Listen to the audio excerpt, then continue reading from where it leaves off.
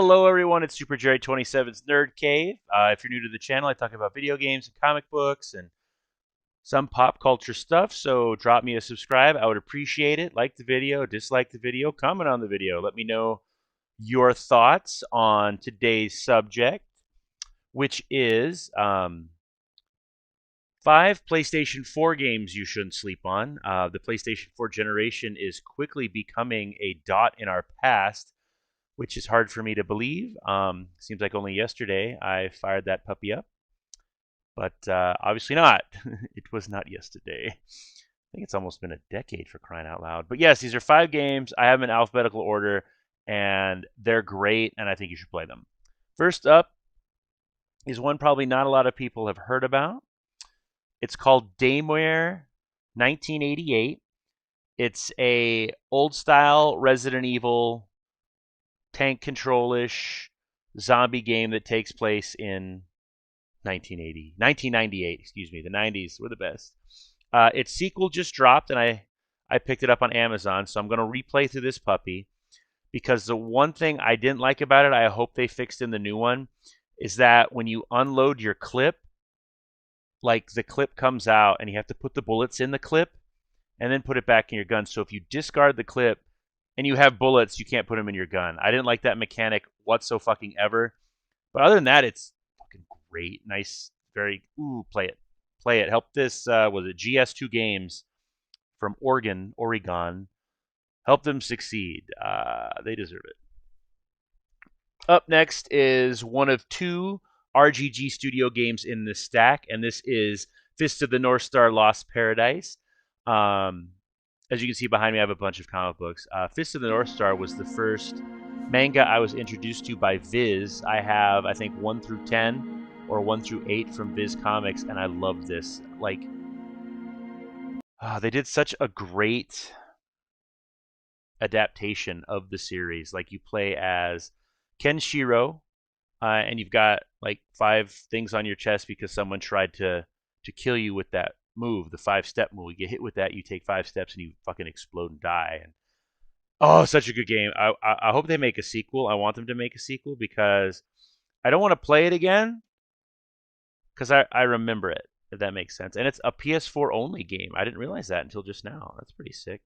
But yes, get Fist of the North Star, Lost Paradise. It's a great RPG in the vein of Yakuza, but you play as Kenshiro. Love it. Up next is a downloadable game, but I got this because it's it limited run, and I like physical games. Fuck the non-physical. Okay, I thought I turned my phone on silent, but whatever. I like the non-physical games, and that's Ion Fury. It's by the team that brought us Duke Nukem 3D, and it's great. This game is super fun. You play as Shelly Bombshell Harrison, and you're fucking shit up in a first-person, digitized, looking just like Duke Nukem 3D. It's great. It's a super fucking fun game. It's hilarious.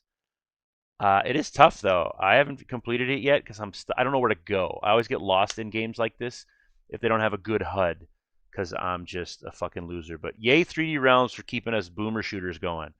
Boomer shooter, old as fuck. All right, this is the second RGG Studios game on my list, and that's Judgment.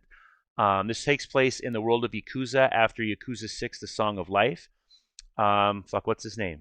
You play as Takayuki Yagami, who is a failed lawyer, now turned private detective who is solving crimes around Kamurocho.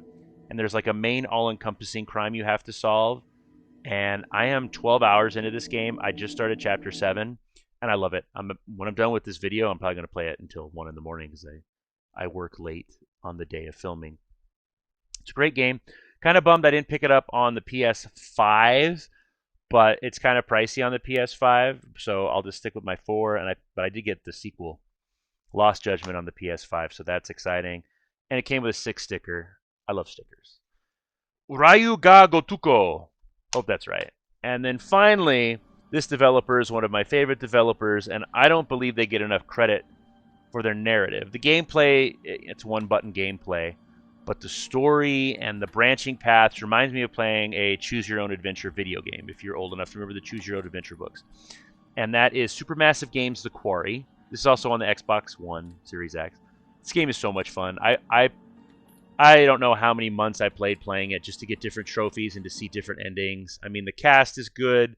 You've got, what the hell's his name? The guy who played Dewey in Scream in it. You've got Sam Raimi's brother Ivan Raimi. Lance Henriksen's fucking in it. Magda from Something About Mary. And not David Schwimmer. This guy. Dewey from Scream. I can't remember his name. He was an Arquette. David Arquette. I mean, it's great. I love it. When the sun goes down on the last night of summer camp, 9 teenage counselors are plunged into an unpredictable night of horror. The only thing worse than the blood-drenched locals and creatures hunting them are the unimaginable choices that you must make to help survive. It's great. It's like playing your own fucking cheesy 80s horror movie. Totally suggest them. Let me know what I might be missing. I do have a big chunk of PlayStation 4 games I haven't played yet. So if you think I might need to know of one, let me know, because I probably have it, and I'll pop it in and maybe feature it in another video. But please like, comment, share, and subscribe, and I will see you soon on the interwebs. Take care now. Bye-bye.